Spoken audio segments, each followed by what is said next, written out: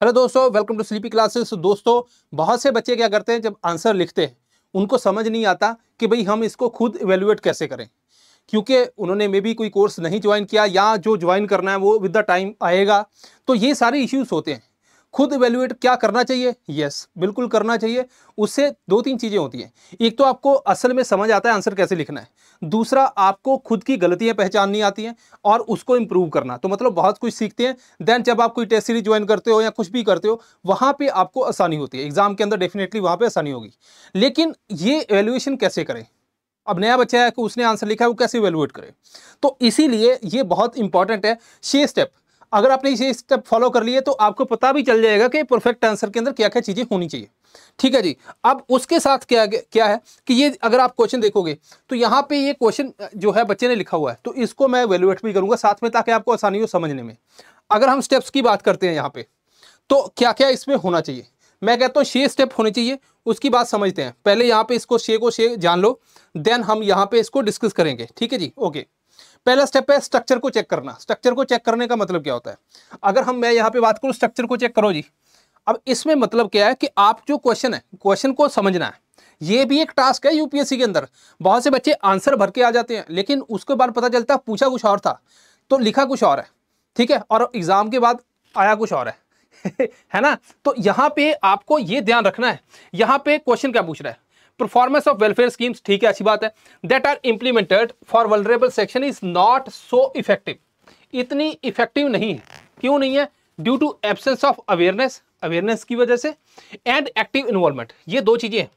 ठीक है, तो मतलब इफेक्टिव नहीं है। उसके अंदर ये दो पार्ट है। ठीक है, at all stages of the policy process discuss करो।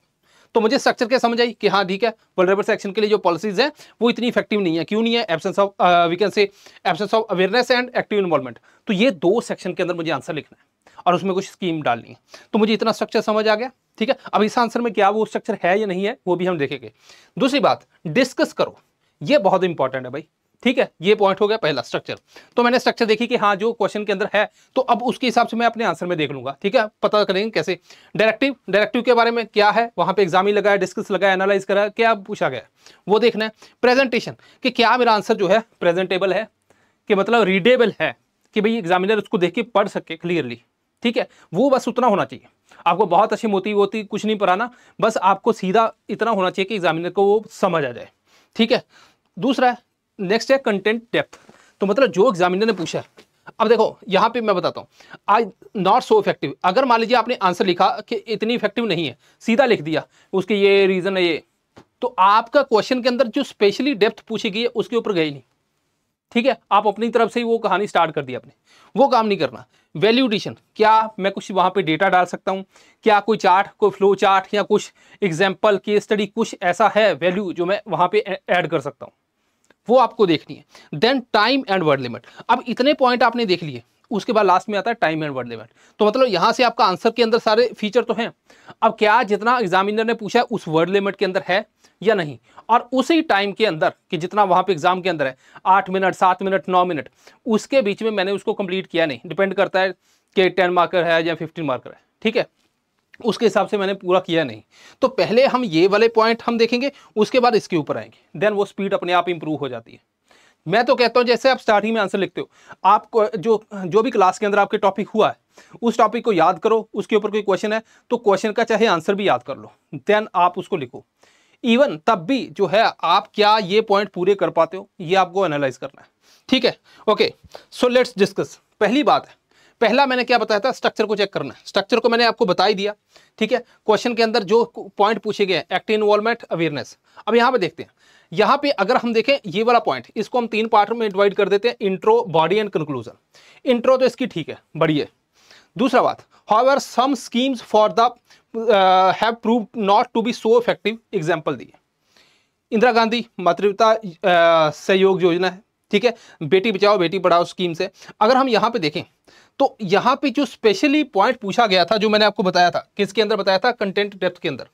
ठीक है, अब यहां पे जो है ये अवेयरनेस एंड एक्टिव इन्वॉल्वमेंट, इनके ऊपर उस बच्चे ने फोकस ही नहीं किया। यही तो पॉइंट है।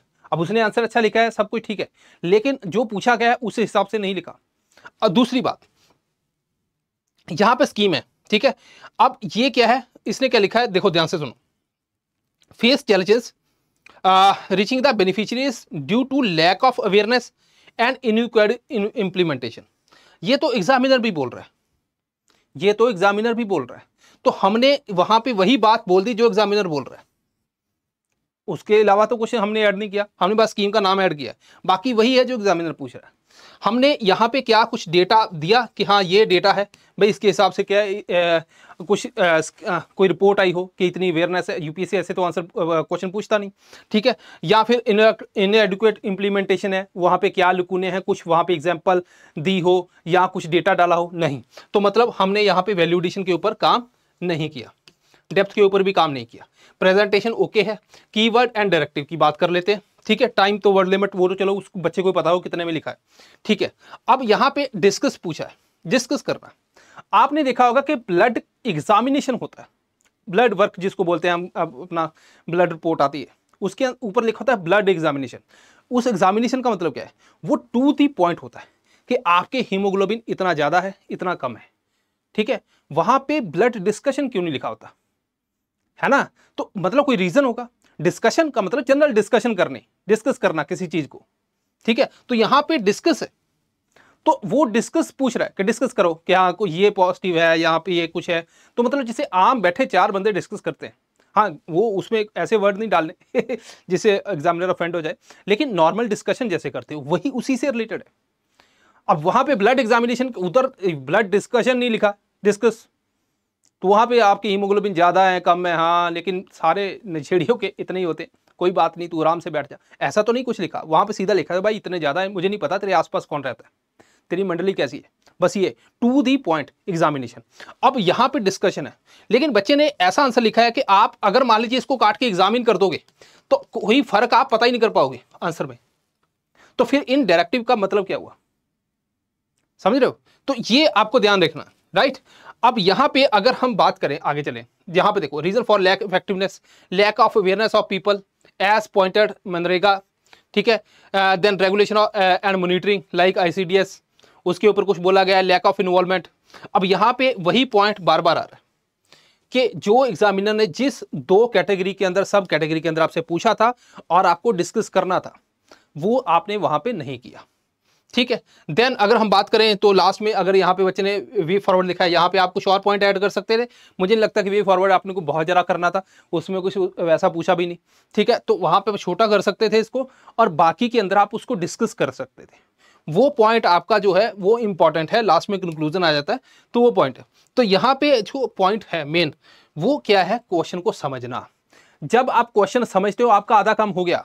अगर क्वेश्चन को यहाँ पे क्या उसने पूछा कि कोई स्टेप बताओ हमें, कोई वे फॉरवर्ड बताओ, कुछ ऐसा नहीं पूछा, ठीक है। तो अगर वो पूछा नहीं तो हमें वो लिखना इतना ज़्यादा नहीं, थोड़ा बहुत आप उसमें ऐड ऑन करते हो अपनी मर्जी से, क्योंकि आजकल वो भी चलते हैं कि कुछ बच्चे कहते हैं हम सब कुछ लिखाते हैं, कुछ बच्चे कहते हैं हम कुछ कुछ लिखाते हैं। अब यहाँ पे क्या होता है कि जैसे मान लो कुछ आपको मिलेंगे टॉपर्स, वो बोलते हैं कि ऐसा ही टू दी पॉइंट लिखो तभी मार्क्स मिलते हैं। अब वो नहीं पता कि अब जैसे मान लो किसी टॉपर के 120 मार्क्स है, लेट्स से 120, अब उसने बोला कि मैंने ऐसे लिखा तब भी इतने आ गए, बहुत है। अब हो सकता है कि वो अगर सही तरीके से लिखता उसके 130 आते, तो वो जज करना बहुत मुश्किल हो जाता है। इसीलिए कि हमें, अब एग्जामिनर इसको लिख रहा है तो कुछ तो इसका मतलब होना चाहिए, तो उसके हिसाब से चलो तो ज़्यादा अच्छा रहता है, ठीक है। कई एग्जामिनर ऐसे होते हैं वो कहते हैं कि ये दिया क्यों है जब ऐसा है, तो वो एग्जामिनर के मूड के ऊपर भी डिपेंड होता है। तो ये आपको चीज़ें ध्यान रखनी है। ये जो 6 स्टेप है इनको आपने नोट करना है कॉपी के ऊपर, और अपने आंसर जो लिखते हो उनके अंदर देखना है क्या ये है या नहीं, ठीक है। अपना आंसर वैल्यूएट भी कर सकते हो, अगर आप कोई टेस्ट सीरीज दे रहे हो वहां पे भी जो है इसको आप कर सकते हो। इसके अलावा दोस्तों स्लीपी का जो जीएस का क्रैश कोर्स है, क्रैश कोर्स जो है वो अब आ चुका है, ठीक है, स्टार्ट हो चुका है। सिक्योरिटी की क्लासेस हो चुकी हैं, मतलब चल रही हैं, और आप इसको ज्वाइन कर सकते हो, तो आपको जरूर ज्वाइन करना चाहिए, क्योंकि ये बहुत ही एक लो कॉस्ट के ऊपर इफेक्टिव है। जो नेक्स्ट ईयर मेंस देंगे उनके लिए भी अच्छा है, उनको स्ट्रक्चर और ये सारी चीज़ें समझ आएंगी। जो इस साल के लिए हैं उनके लिए तो अनिवार्य है ही है। सो दिस इज ऑल, मिलते हैं नेक्स्ट टाइम, थैंक यू।